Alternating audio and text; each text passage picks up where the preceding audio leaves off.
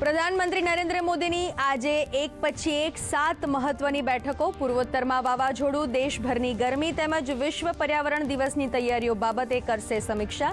સૂત્રો મુજબ પીએમ 100 દિવસીય કાર્યક્રમના એજન્ડા પર પણ કરશે સમીક્ષા બેઠક. સિક્કિમ વિધાનસભા ચૂંટણીના વલણોમાં સત્તારૂઢ સિક્કિમ ક્રાંતિકારી મોરચો ક્લીન સ્વીપ તરફ. 32 બેઠકોમાંથી 31 બેઠકો પર સત્તારૂઢ એસકેએમ આગળ, તો એક બેઠક પર વિપક્ષી સિક્કિમ ડેમોક્રેટિક ફ્રન્ટ ચાલી રહ્યો છે આગળ.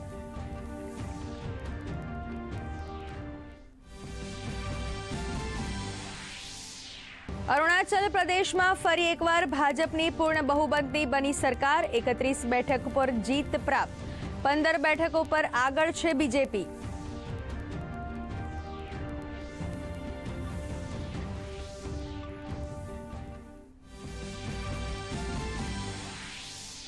કોંગ્રેસ અધ્યક્ષ મલ્લિકાર્જુન ખડગે આગળની રણનીતિ માટે પક્ષના લોકસભાના ઉમેદવારો સાથે કરી રહ્યા છે ઓનલાઈન બેઠક. આ બેઠકમાં એક્ઝિટ પોલની બેઠકો અંગે થતી ચર્ચા પર કેટલીક બાબતોના અનુસરણ પર આપી શકે છે માર્ગદર્શન.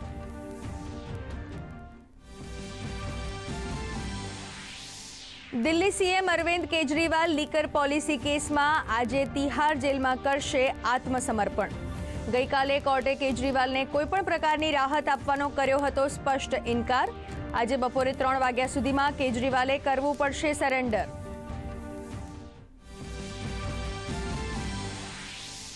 કેરળના ઘણા જિલ્લાઓમાં દક્ષિણ પશ્ચિમ મોન્સૂનના કારણે ભારે વરસાદની આગાહી. હવામાન વિભાગે આપ્યું રેડ એલર્ટ. તો ઉત્તર પ્રદેશ સહિત દેશના ઘણા રાજ્યોમાં ગરમીનો કહેર યથાવત.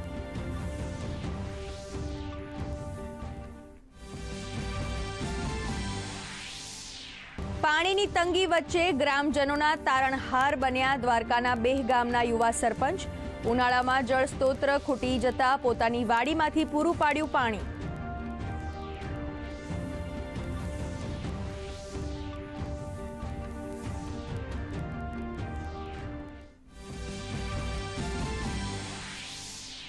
આજે ગાંધીનગર ગિફ્ટ સિટી ખાતે વિશ્વ જુનિયર ચેસ ચેમ્પિયનશિપ 2024નું થશે ઉદ્ઘાટન. ગ્રેન્ડ માસ્ટર વિશ્વનાથન આનંદ રહેશે ઉપસ્થિત. 46 દેશોના 220 ખેલાડીઓ આ ટુર્નામેન્ટમાં લઈ રહ્યા છે ભાગ.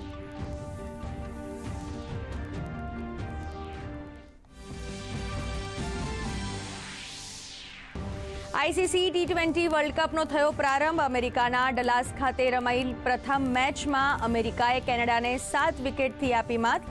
195 રનનું લક્ષ્ય 17.4 ઓવરમાં કર્યું હાંસલ. તો આજે બીજી મેચમાં વેસ્ટ ઇન્ડિઝ અને પપુઆ ન્યૂ ગિની વચ્ચે થશે મુકાબલો.